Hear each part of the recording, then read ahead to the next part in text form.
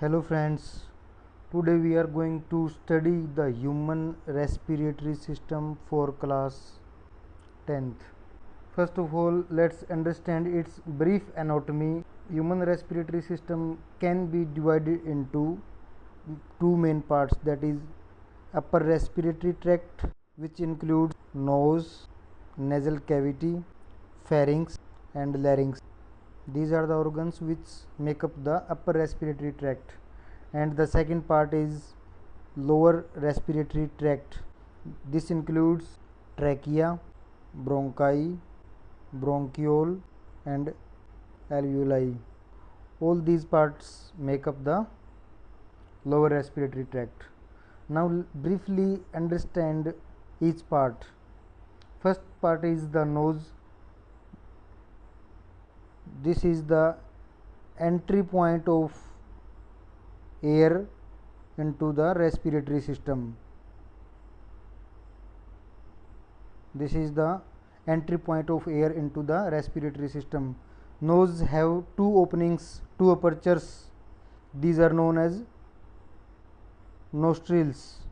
So actually these openings known as nostrils are the entry point of air into the respiratory system. The next part to the nose is the nasal cavity. Let's see now what is nasal cavity. This is the large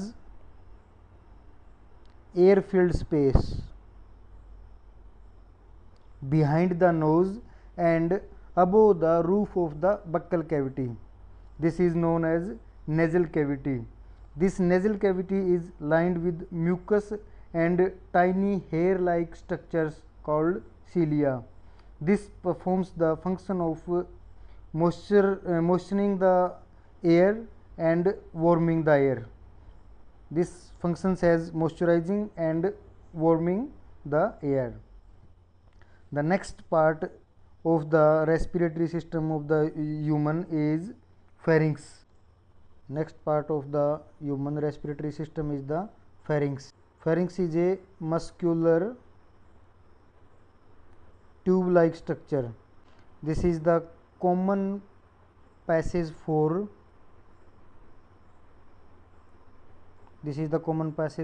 food and air.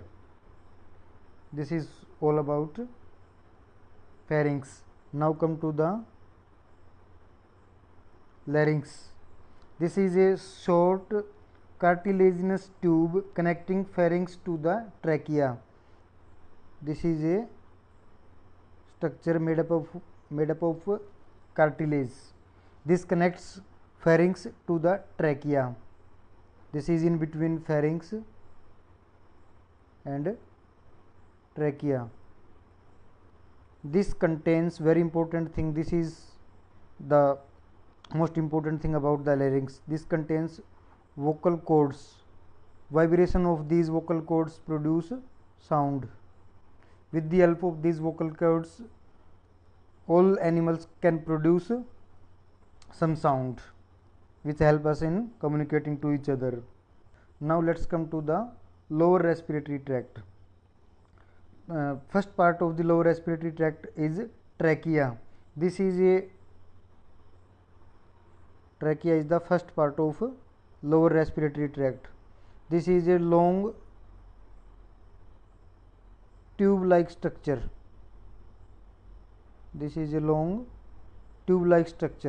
This is supported by C-shaped rings of cartilage. Suppose this is the trachea. This contains these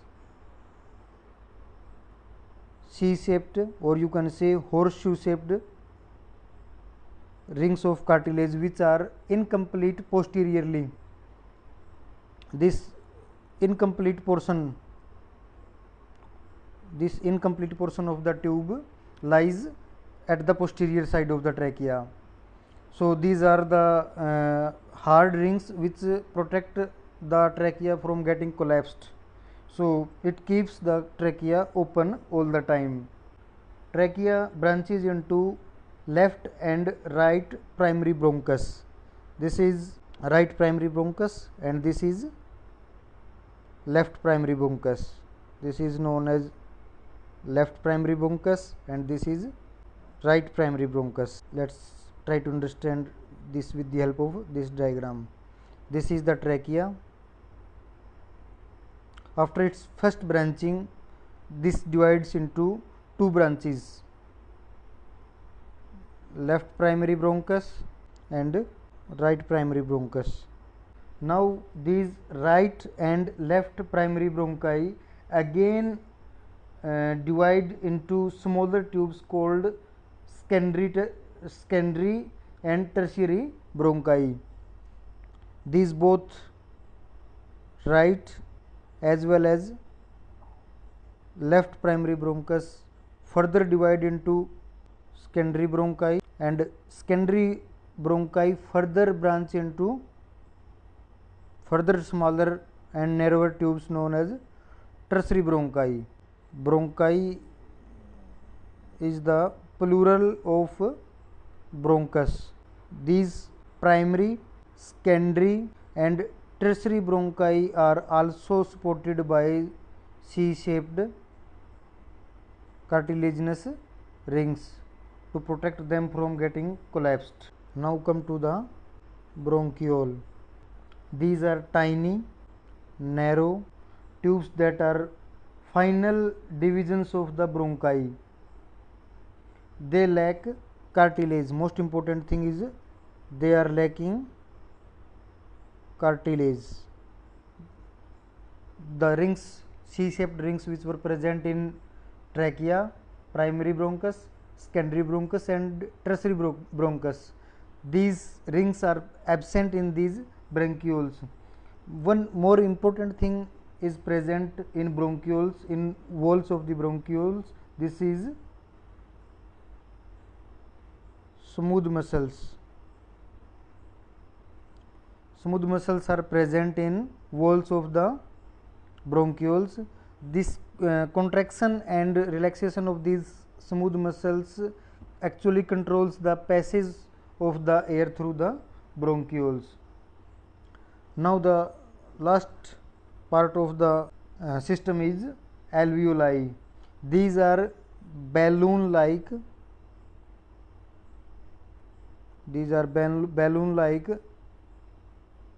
air sacs. As you can see in this diagram, these are balloon like air sacs at the ends of the bronchiole. This is the bronchiole, and at the end of this bronchiole, these balloon like blind air sacs are known as alveoli, and singular is known as alveolus. These are extremely thin walled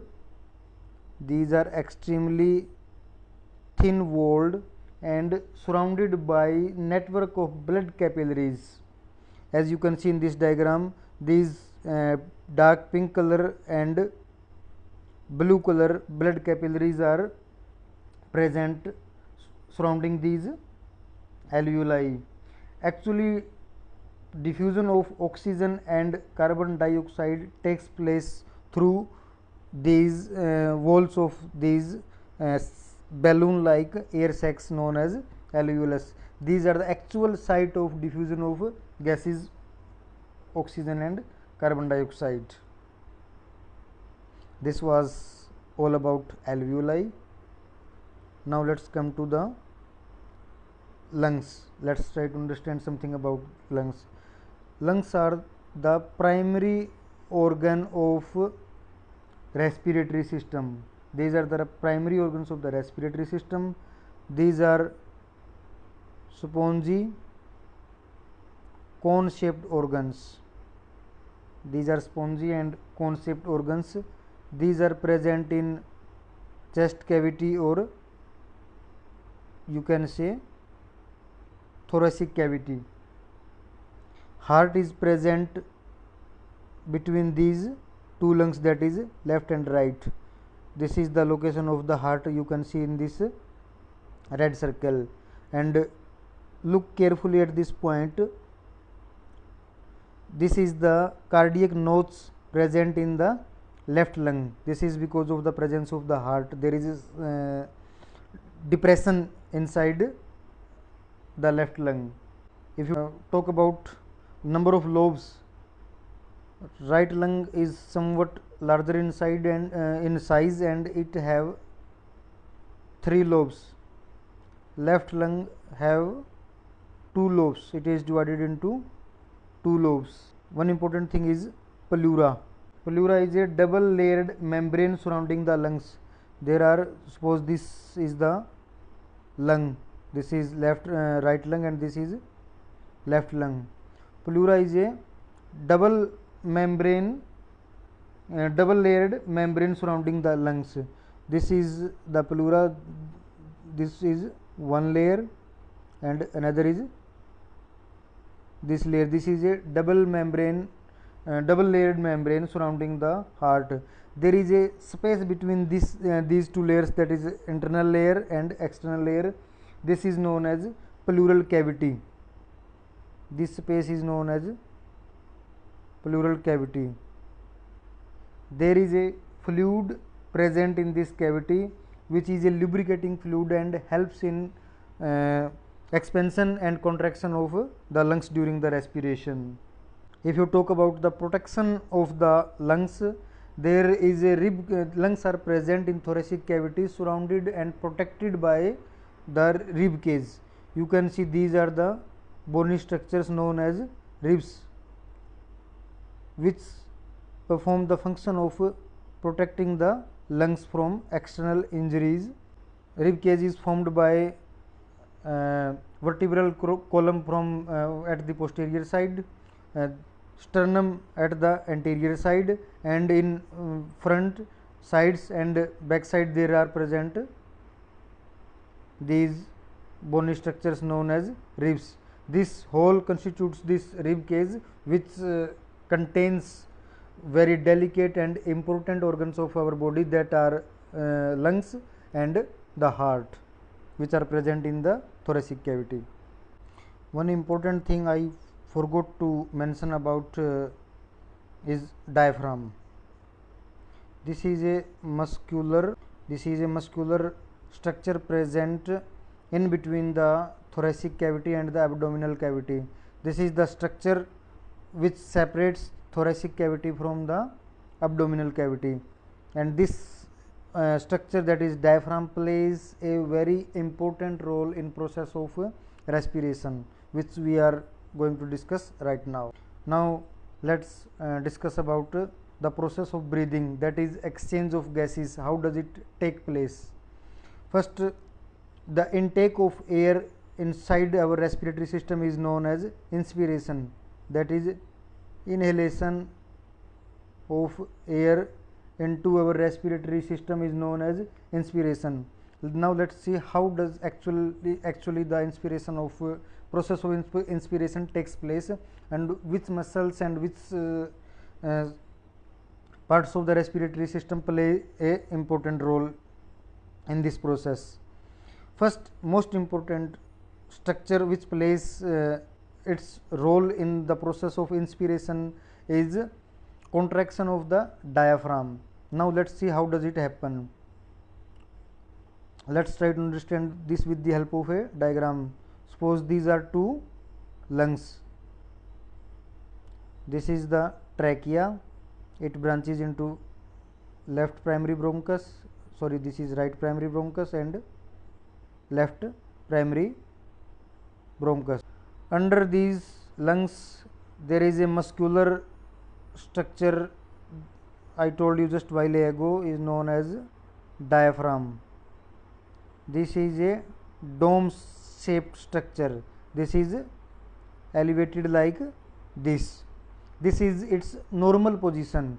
In normal position, without getting contraction, in relaxed state, it is dome shaped, shaped like this. So when contraction of muscles of diaphragm takes place, when there is contraction, this dome shape becomes flat like this. This means this layer of diaphragm comes towards downward, that is to the it comes towards the abdomen, and it exerts a pressure on the abdominal organ. So when this diaphragm comes to downward side after contraction, there is an increase in thoracic size of the thoracic cavity. When this structure is, this dome shaped structure changes into this flat structure, the net space inside the thoracic cavity increases. Second thing takes place is the contraction of the external intercostal muscles. Costa means ribs. So there are two types of muscles between the ribs: external intercostal muscles and internal intercostal muscles. So in the process of inspiration, external intercostal muscles performs their role. So the contraction of external intercostal muscles pulls the ribs. These are the ribs present over the lungs. Contraction of external intercostal muscles pulls these ribs outward. These ribs are pulled outward. So the contraction of diaphragmatic muscles makes it flat, and contraction of external intercostal muscles pulls these ribs outward. So all these activities, all these processes helps in increasing the size of the thoracic cavity. So as the size of the thoracic cavity increases, and there is a development of total negative pressure inside the lungs, because now the lungs have more available space to expand. When there is expansion of something, there is a development of negative pressure inside the system. So when size increases, there is negative pressure inside the lungs, and due to this negative pressure, there is a suction like force, and the air from the environment passing through the nose, nasal cavity, pharynx, larynx and trachea enters into the lungs, and process of inspiration takes place. Now let us come to the process of expiration. The things that happened during the process of inspiration, everything opposite to that process takes place in process of expiration. Expiration is the exhalation or removal of air from the respiratory system. So in inspiration there was contraction of the diaphragm, and this diaphragm converted from dome shaped structure to flat shaped structure. In expiration there is relaxation of diaphragmatic muscles. The muscles which were in contracted stage during the inspiration now gets relaxed, and when these diaphragmatic muscles get relaxed, it again converts to its original shape and it becomes dome shaped. And as you are very aware that there are the present lungs above the diaphragm, when this diaphragm from this flat structure again comes to dome shaped structure, this decreases the size of the thoracic cavity. Now come to the intercostal muscles. External intercostal muscles were playing role in process of inspiration, but now there is role of internal intercostal muscles. You must be very careful about these muscles. External intercostal muscles plays their role by contraction in the process of inspiration, but internal intercostal muscles plays their role in expiration. So two things takes place. There is contraction of contraction of internal intercostal muscles, and along with there is relaxation of external intercostal muscles. So when there is contraction of internal intercostal muscles, ribs are pulled inward, they are pulled to the inner side of the thoracic cavity. These are pulled like this way. So when there is contraction of internal intercostal muscles, there is net inward pull of the ribs. Due to this, there is a decrease in the size of the thoracic cavity. Net size of the thoracic cavity decreases. So from the bottom, there is pressure of the diaphragm. Diaphragm is changing from flat structure to the dome shape structure, which is reducing the size of the thoracic cavity, and there is inward pull of ribs due to contraction of the internal intercostal muscles. So the net size of the thoracic cavity is decreasing. When size of a cavity decreases, there is a development of positive pressure inside the cavity. When there is a positive pressure inside the cavity, there is expulsion of the gases from that cavity.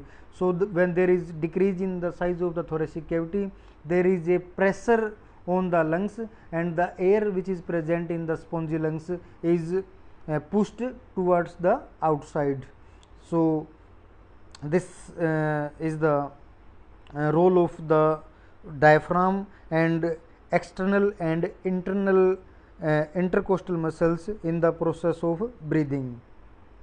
If you have any question about breathing, role of diaphragm, role of internal and external diaphragmatic intercostal muscles, you can ask me that in comments. I would try to reply each of your queries. Now let's see how does the exchange of gases takes place in lungs and tissues. You know, lungs are the structures, alveoli are the structures present in the lungs, actually where the diffusion of gases, that is oxygen and carbon dioxide, takes place. So we have drawn a structure of a alveolus here. Alveoli is plural word, and alveolus is a singular word. So this is a single alveolus. By this diagram, we will try to understand role of partial pressure of different gases in process of diffusion. How does the partial pressure play a role in diffusion of gases? So we have two types of blood in our body. One is deoxygenated blood, which is poor in oxygen content and rich in carbon dioxide. As all of you know, our tissues and each and every part of our body is performing the process of respiration, that is internal respiration, where glucose is broken down into carbon dioxide, energy and water with the help of oxygen. Oxygen is being used in each and every cell of our body, and carbon dioxide is being produced along with water and energy. Energy is used for different body functions, water is also used in body for different functions, and carbon dioxide is a waste product and it needs to be removed. So as I told you, there are two types of blood in our system. One is deoxygenated blood, which is coming from the tissues, which is very rich in carbon dioxide and very poor in oxygen content. So look at this point. This is the deoxygenated blood which is coming from the tissues. This blood is very rich, poor in oxygen, and it has more carbon dioxide. So the partial pressure of the carbon dioxide in deoxygenated blood is 45, and the partial pressure of the oxygen in the deoxygenated blood is 40. Now come to this alveoli. alveoli through the process of breathing have got fresh air from the environment. So the partial pressure of the, as you all know, there is much more percentage of oxygen in the air as compared to the carbon dioxide. So the partial pressure of oxygen inside the alveolus is 100, but the partial pressure of the carbon dioxide inside the alveolus is 40. As all of you know, the process of diffusion is always from higher concentration to the lower concentration, or from the higher partial pressure to the lower partial pressure. So look at carefully at blood capillary and the alveolus. Partial pressure of carbon dioxide is more in the deoxygenated blood as compared to alveolus. So there is movement of carbon dioxide from the blood to the alveolus. This is the direction of the diffusion of the carbon dioxide. Now come to the oxygen. Partial pressure of the oxygen is much more in the alveolus as compared to the deoxygenated blood, which is just 40 in the blood, but it is 100 in the alveolus. So it will tend to move from higher concentration or higher partial pressure to the lower partial pressure. So the movement of the direction of movement of the oxygen is from alveolus to the blood. This is the direction of the oxygen. So after diffusion of oxygen and carbon dioxide, this deoxygenated blood is converted into oxygenated blood. When this blood after passing through the lungs have higher oxygen content as compared to the carbon dioxide, this is known as oxygenated blood. In the oxygenated blood, partial pressure of carbon dioxide comes down to 40, which was originally 45 in the deoxygenated blood. It comes down to 40, 45 to 40, and the partial pressure of oxygen becomes 95 from 40. Partial pressure of oxygen was 40 in the deoxygenated blood. It was 40 in the deoxygenated blood, which has now gone up to 95. So in the oxygenated blood, the partial pressure of carbon dioxide is approximately 40, and the partial pressure of oxygen is 95. Now this is known as oxygenated blood, and through the heart, there is heart present here between. Through the heart, this blood is distributed to each and every tissue of our body. Now let's come to the tissues and let's see how the exchange of gases takes place in tissues. As I told you earlier, there is use of oxygen in the tissues for the process of respiration, and there is liberation of carbon dioxide as a waste product inside the tissue cells. So it will naturally, as all of you know, production of carbon dioxide increases partial pressure of carbon dioxide in the tissue cells or in tissues, and use of oxygen, due to use of oxygen, partial pressure of oxygen reduces or decreases in the tissues. So if you talk about the tissues or body cells, partial pressure of carbon dioxide is approximately 45, and partial pressure of oxygen is approximately 40. And if you talk about the oxygenated blood, partial pressure of carbon dioxide is 40 and partial pressure of oxygen is 95. So according to the concentration gradient or the pressure gradient, pressure of the oxygen or the concentration gradient of the oxygen or the partial pressure of the oxygen is higher in the blood. So the oxygen from blood tends to move from blood to the body cells.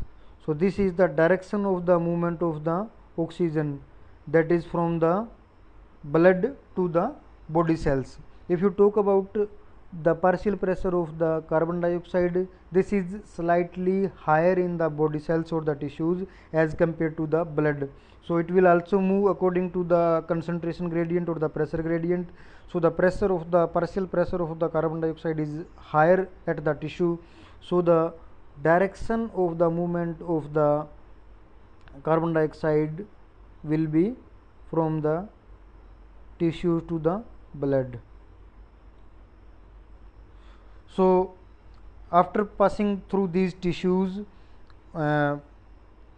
partial pressures of different gases changes in the blood. Now this blood, which was known as oxygenated blood before entering into the tissues, has converted into deoxygenated blood.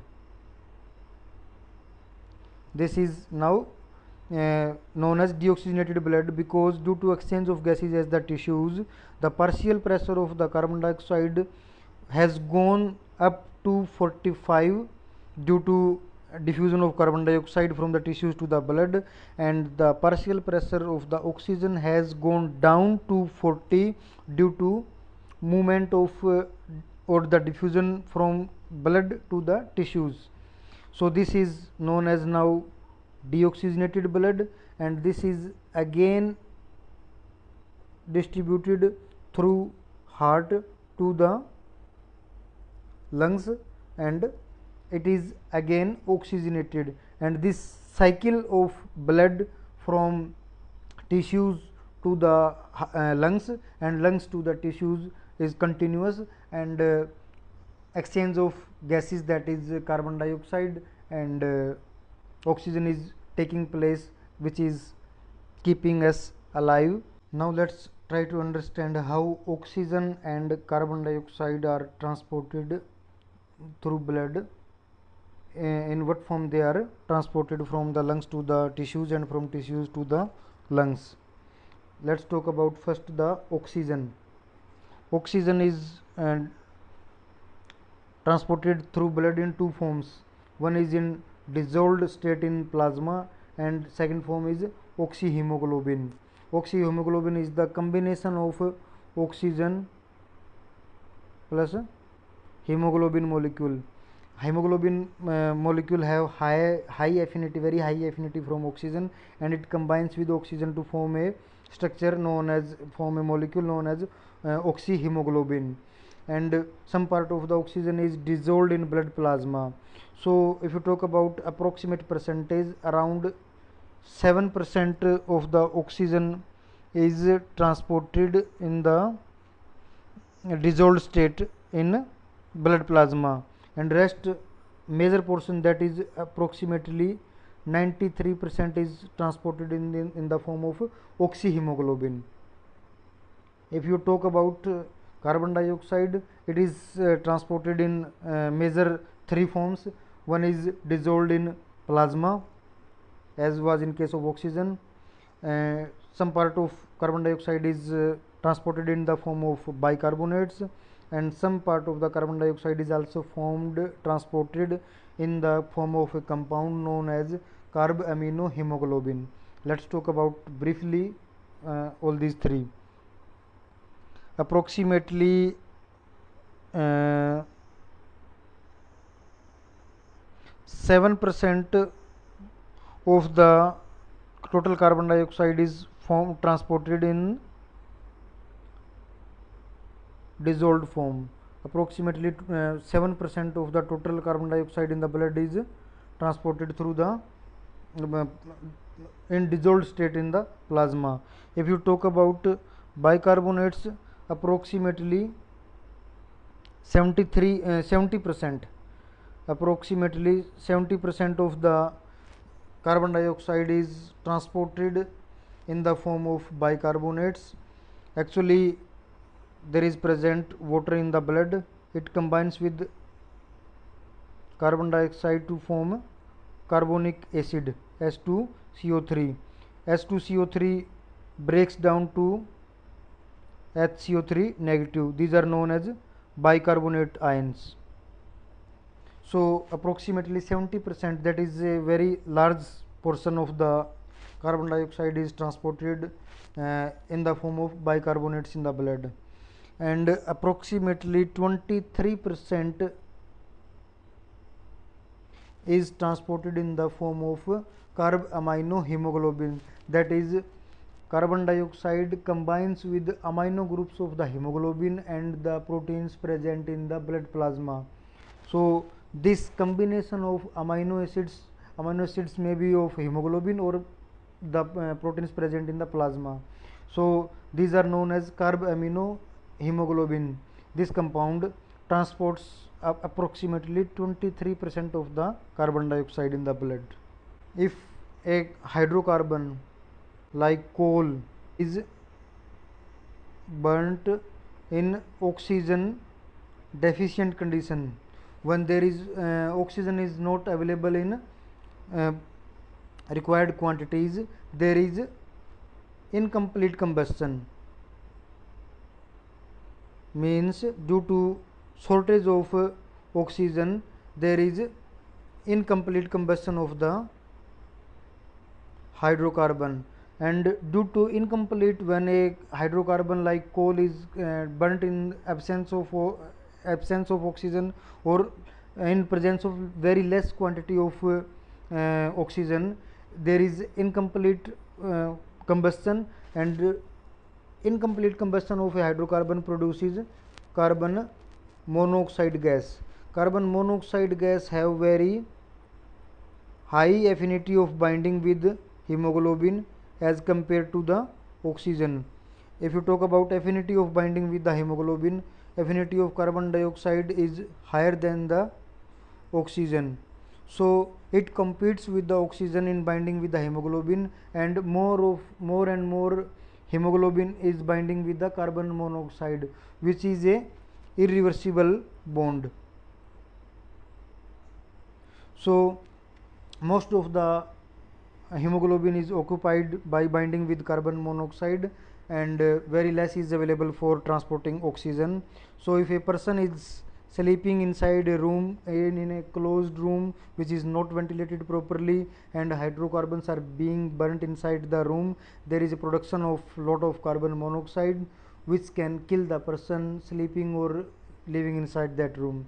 So this is very common news in times of winter, so please be careful.